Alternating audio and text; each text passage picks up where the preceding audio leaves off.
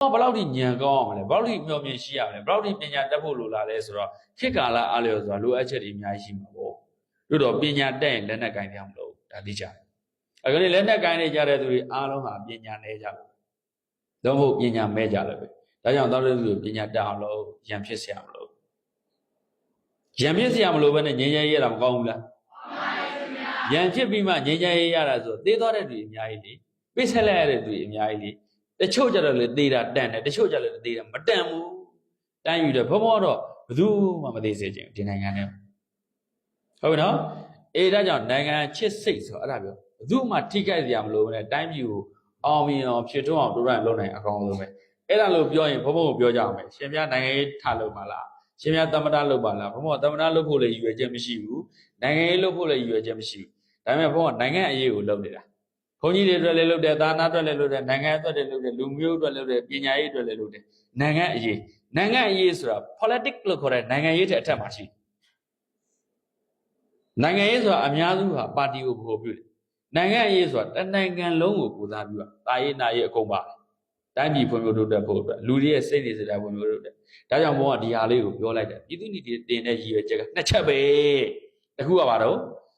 ့ဇာတိတလို့ခေါ်တော့စိတ်နေစိတ်ဓာတ်ကောင်းဖို့နောက်နံပါတ်2ကအဲ့နှစ်ခုကောင်းပေါင်းပြီးတော့တစ်ခုတည်းပြောလိုက်တော့နိုင်ငံသားကောင်းတစ်ယောက်ဖြစ်ဖို့ good citizen ဒါကြောင့် citizenship education ဆိုတာပြည်သူ့ညီတီကိုပြောဒါလည်းအဲ့နှစ်ချက်ကိုပေါင်းလိုက်တော့တစ်ခုပဲပြည်သူ့ညီတီတင်တာဘာအတွက်တော့နိုင်ငံသားကောင်းတစ်ယောက်ဖြစ်ဖို့လို့ပြောနိုင်ငံသားကောင်းဆိုတန်းဝင်ပေါဝင်တယ်ပေါ့ကဘာမှာတန်းဝင်ပေါဝင်တယ်လေးစားလောက်အောင်ဂုံရည်သွေးပြည့်တဲ့နိုင်ငံသားမျိုးကိုပြောတာအဲ့ဒါဘုံဘုံတို့အများကြီးလေ့ကျင့်အများကြီးပြင်ဆင်အောင်ပဲမင်းတို့ကိုယ်နဲ့မဆိုင်ဘူးလို့နေတယ်ဆိုရင်တော့ဘုံဘုံတို့လည်းဘုန်းကြီးတွေနဲ့မဆိုင်ပါဘူးကနိဗ္ဗာန်ရောက်ကြောင်းရဲ့ဘုန်းကြီးနဲ့ဆိုင်နေဆိုတာမြတ်စွာဘုရားရှင်နိဗ္ဗာန်ရောက်ကြောင်းရဲ့ဘုန်းကြီးနဲ့ဆိုင်တယ်လို့ဘယ်သုတ္တမှာမဟုတ်လောကီတွေလည်းဟောတယ်လောကုတ္တရာတွေလည်းဟောတယ်ဒီဝိနည်းသုတ္တတော်သင်္ကလဝရသုတ္တတော်ကလောကီကိုအများကြီးကိုစားပြုထားတယ်သမုဒိသစ္စာကိုလည်းဟောတယ်ပရမတ္ထသစ္စာကိုလည်းဟောတယ်လောကမှာနေတတ်ဖို့လည်းဟောတယ်သိတတ်ဖို့လည်းဟောတယ်လောကရဲ့လွန်မြောက်ကြောင်းကိုလည်းဟောတယ်လောကထဲမှာရှိရင်နေတတ်ဖို့လည်းလိုတယ်သိတတ်ဖို့လည်းလိုတယ်လောကလွန်မြောက်နိုင်တဲ့တရားအမျက်ဆုံးဒါကြောင့်အမျက်ဆုံးတရားနဲ့အကောင်းဆုံးတရားတွေလို့ဟောခဲ့တယ်အမျက်ဆုံးတရားတော့နိဗ္ဗာန်ပေါ့အကောင်းဆုံးတရားတော့လောကမှာဘယ်လိုနေမလဲဘယ်လိုသိမလဲဆိုတဲ့ဟာတွေကိုဘုရားရှင်နှစ်မျိုးလုံးဟောပါတယ်နော်အဲကြောင့်ဘုန်းကြီးတွေရဲ့တာဝန်ကလည်းနိဗ္ဗာန်အကြောင်းကြီးရဲ့တတ်ဟောမဟုတ်ဘူး။ကဲသားတို့မျိုးကနိဗ္ဗာန်အကြောင်းဟောမယ်။မင်းတို့ဘယ်လောက်စိတ်ဝင်စားမလဲ။စိတ်ဝင်စားနိုင်မှာမလား။နိဗ္ဗာန်ဆိုတာခဏထားအခုမင်းတို့ဘယ်လိုမျိုးလူလိုသူလိုဘယ်လိုနေရမလဲတော့မင်းတို့မသိသေးဘူး။ဒါဘုန်းပြောတာသဘောကျလားမကြဘူးလား။လူလိုအသိလူလိုနေနည်းကိုစတင်ရတယ်။အဲ့ဒီကြမှာလူအသိထက်တာမန်လူအသိထက်အစင်မြင့်တဲ့နိဗ္ဗာန်အကြောင်းအသိတွေကဒုတိယအဆင့်ပဲသွား။ဟုတ်လား။အဲ့ဒါကိုဘုံဘုံတို့ပြောတာဒါကြောင့်ပြည်သူတွေတင်ရတဲ့ရည်ရွယ်ချက်နှစ်ချက်ကိုပြောဗါတယ်ပါတော့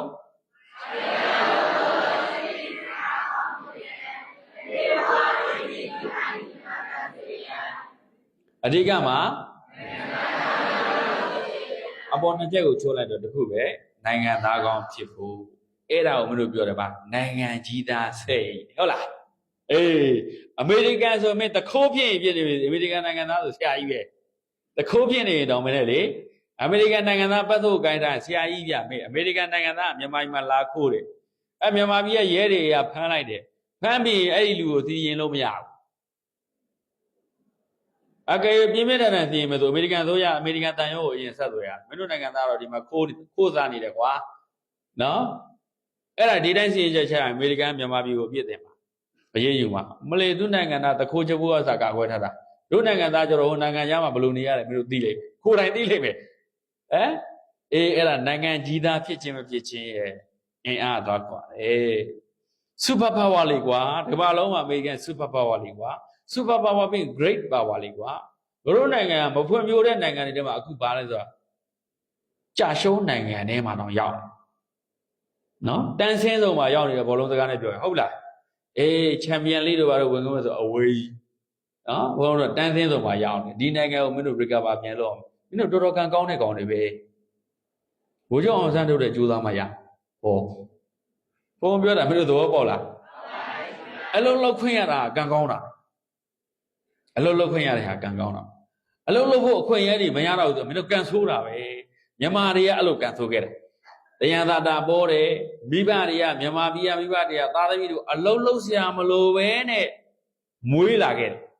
အဲ့ဒီတိုင်းပဲနေခိုင်းတယ်အတော်ကန်ဆိုးတဲ့သားသမီးတွေပဲ